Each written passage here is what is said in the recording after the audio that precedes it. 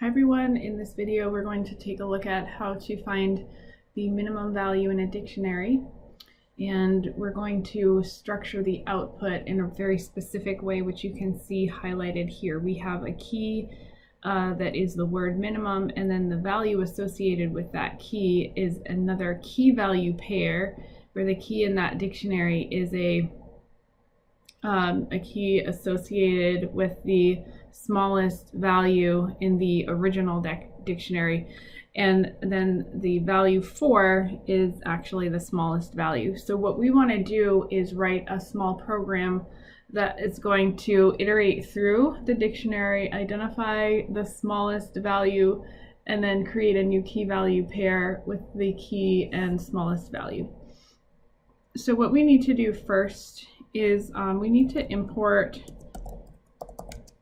NumPy as NP, and why this is necessary is because it's often useful to set up a very large starting value for the minimum. Now conversely, if we were trying to find the maximum of a positive collection of numbers, we would want to start with a very small starting value. So that's easy to start with a 0 for the maximum. But we want to start with infinity for the minimum, which isn't actually infinity. It's just a very, very, very large number. So we're going to say mn is equal to np dot infinity.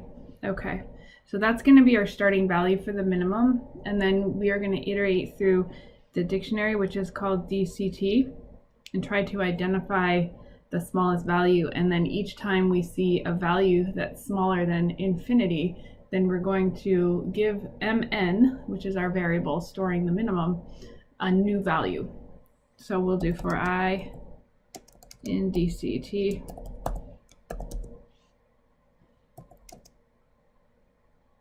and recall that to find the key in a dictionary we could reference I, but to find the value in a dictionary, how do we do that? How do we find the value in a dictionary? Let's remind ourselves of that with a print statement. We'll do print DCT at index I. So we'll do that. Okay, that's how we find the value. Remember that if we want to find the keys in a dictionary, we just use I. That's going to be important later. Okay, so let's work this out. If DCT at index I, that gives us the values, is less than the current value of the minimum, then we want to let the minimum equal that value. Okay, and let's just see what we're getting at each stage. I don't know if we can print infinity, guess not. Okay, so at the first iteration we discover that 16 is smaller than infinity. 24 is not smaller. 10 is smaller than 16, so the new value of the minimum is 10. 4 is smaller than 10, so the new value of the minimum becomes 4. And then 15 is not smaller than 4, so we do not change the value of the minimum, and that's why we get 16, 10, and 4. We can see even more of this if we back up the print statement and see what's happening at every iteration of the for loop, right? So we start with 16, we skip over 24, we get to 10, we change to 4, then we skip over the last one. Okay, makes sense. The next thing I want to do is create a new dictionary. I think I'll do that right here. We'll just call it new equals empty dictionary. And I want to create a new key value pair in that dictionary. Well, how do we create a new key value pair in a dictionary? Let's review that. Okay, so let's say I have DCT is my original dictionary. To create a new key value pair, we're going to do DCT at key F, and let's make it equal to 3. We'll have a new minimum now. Okay, so let's convince ourselves that we now have a new key value pair. Print DCT, and there it is.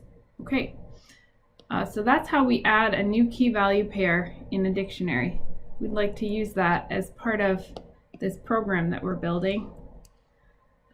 So to create a new key value pair, we need this new dictionary. We'll start with an empty dictionary, and then we'll add a key called minimum. So we'll say new, it's the name of the dictionary, minimum. And we've got to set that equal to something. Now remember that output. The output had a value associated with the minimum that included both the key associated with the minimum and the value associated with the minimum. Well, we know how to get the key in a dictionary. It's I. To get the value, well, at this point we have assigned the value to the minimum. So we now are storing the minimum value as mn. We want that to be the value associated with this key. Okay, it runs, but if we want to look at it, let's see what we have so far.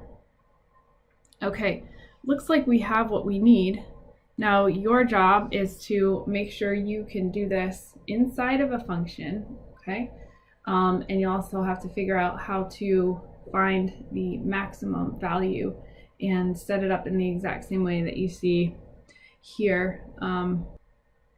The output should look like this. Okay, so you have a dictionary with two key value pairs.